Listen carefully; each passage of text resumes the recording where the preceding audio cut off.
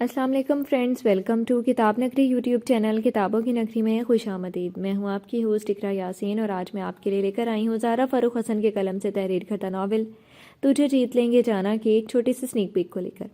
لیکن اس کو سٹارٹ کرنے سے پہلے آپ کر لیجئے ہمارے چینل کو سبسکرائب، ویڈیو کو لائک اور کلک کر لیجئے بیل آئیکن کو۔ اب آتے ہیں سنیک پیک کی جانب۔ مجھے چھوڑو، اپنی کمر میں پڑے شاکر کے ہاتھ کمر سے ہٹانے کی کوشش کی تو اس نے ایک جھٹکا دیا تھا۔ اگر نہ چھوڑوں تو؟ کچھ تو تھا اس کی بھوری آنکھوں میں جو دعا کے چہرے پر گلال سا بکھیر رہا تھا۔ شاکر چھوڑو مجھے ورنہ۔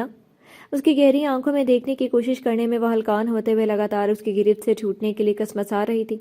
ورنہ کیا؟ وہ بھی شوخی و آمادہ سا ہو گیا تھا، کچھ موسم کی دل فریبی، کچھ باہوں میں کسمساتی دعا کے چہرے کی گلابی دلکشی۔ شاکر کو اپنے اندر ایک بدلاؤ سا ہوتا محسوس ہو رہا تھا، لمحات کا فسوں دلوں کو جکڑ رہا تھا۔ ورنہ میں بھیا سے؟ اس کے آگے وہ ایک دم سے بول ہی نہیں پائی تھی کہ ایک دم سے اس نے دعا کا چہرہ اپنی ہتھیلیوں میں بھر لیا۔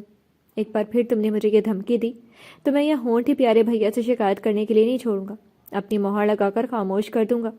اس کی آنکھوں میں گستاخی کی چمک بہت صاف تھی۔ دعا کی آنکھیں پھٹی، وہ اس کا مطلب ٹھیک ٹھاک سمجھ رہی تھی۔ یہ مت کرنا۔ وہ بری طرح سے اس کے ہاتھوں سے اپنا چہرہ چھڑانے کے لیے مچلی، سانسیں الگ تیز ہوئیں، دھڑکنیں الگ منتشر ہو کر بند ہونے لگیں۔ کیوں نہ کروں؟ سب کرتے رہتے ہیں، آج مجھے بھی ٹرائی کرنے دو۔ آخر اس میں کون سا مزہ ہے؟ ناک چپکی ہونے سے بیچ میں دم کیسے نہیں گھٹتا؟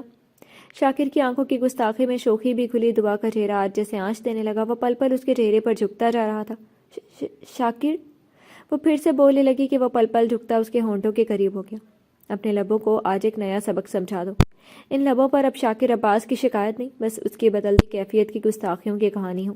اپنے ایک ہاتھ کو دعا کی گردن کے پشت پر سرسرا کر اس نے ہوا کے زور سے بکھرتے بالوں کو مٹھی میں کسا اور دوسرا ہاتھ گردن سے سرسراتے ہوئے بازوؤں تک آئے اور دعا کے احتجاج کرتے ہاتھ کو اپنے ہاتھ میں جکڑ کر انگلیوں کو پھنسا چکے تھے۔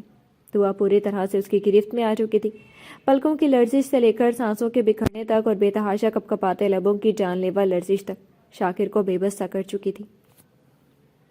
جی تو فرینڈز، کیسی لگی آپ کو سنیک پیک؟ میں امید کرتی ہوں کہ آپ کو پسند آئی ہوگی۔ کمنٹ سیکشن میں ضرور بتائیے گا۔ پھر حاضر ہوں گے ناول کے ایپیسوڈ کے ساتھ، تب تک کے لیے اجازت دیجیے۔ شکریہ، اللہ حافظ۔